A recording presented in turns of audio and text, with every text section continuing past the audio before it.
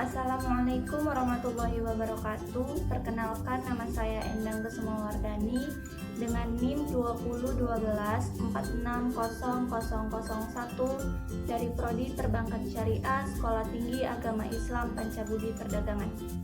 Di video kali ini saya akan membahas tentang perilaku kelompok dalam berorganisasi. Sebelumnya kita harus tahu dulu apa itu kelompok.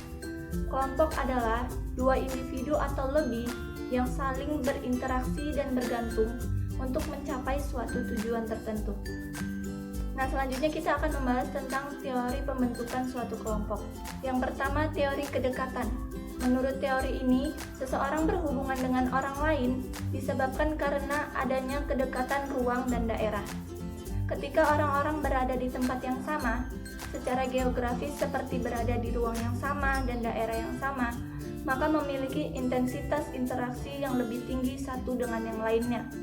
Yang kedua, teori George Human. Teori ini memandang bahwa pembentukan suatu kelompok berdasarkan aktivitas-aktivitas, interaksi-interaksi, dan sentimen-sentimen. Yang ketiga, teori keseimbangan pembentukan suatu kelompok. Teori ini memandang bahwa seseorang tertarik kepada orang lain, lalu membentuk suatu kelompok didasarkan pada kesamaan sikap masing-masing untuk mencapai suatu tujuan tertentu. Yang keempat, teori pertukaran. Teori ini memandang bahwa pembentukan suatu kelompok terjadi karena adanya susunan hadiah, biaya, dan hasil. Contoh teori ini yaitu suatu organisasi politik. Yang kelima yaitu teori alasan-alasan praktis.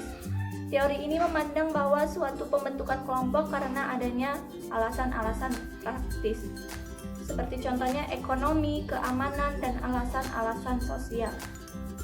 Selanjutnya, ciri-ciri kelompok. Ciri-ciri kelompok ada 4. Yang pertama, terdiri dari 2 orang atau lebih. Yang kedua, berinteraksi satu sama lain. Yang ketiga, memiliki tujuan yang sama.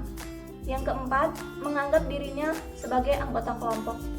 Selanjutnya, jenis-jenis kelompok. Yang pertama, kelompok primer.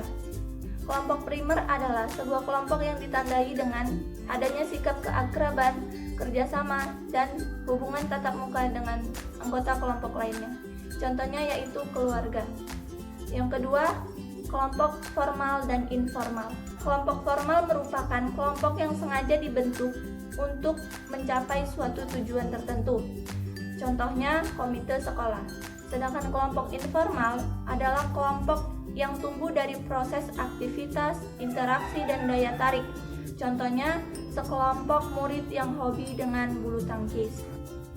Selanjutnya, kelompok terbuka dan tertutup. Kelompok terbuka adalah kelompok yang secara konsisten memiliki perubahan dan pembaruan. Sedangkan kelompok tertutup adalah kelompok yang kecil kemungkinannya memiliki perubahan dan pembaharuan. Selanjutnya, tahap-tahap perkembangan kelompok.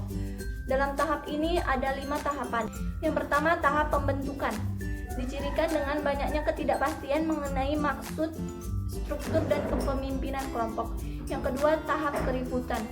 Dicirikan dengan adanya konflik dalam suatu kelompok. Yang ketiga, tahap penormaan, yaitu dicirikan dengan adanya hubungan karib dan kekohesifan. Serta yang keempat yaitu tahap pelaksanaan. Memiliki ciri-ciri dari mencoba mengerti dan memahami satu sama lain dalam tugas kelompok. Serta yang kelima yaitu tahapan reses, yaitu tahap munculnya kepedulian untuk menyelesaikan tugas-tugas dalam suatu kelompok. Cukup sekian video presentasi dari saya, lebih dan kurangnya saya mohon maaf. Saya akhiri, billahi taufiq wal hidayah. Wassalamualaikum warahmatullahi wabarakatuh.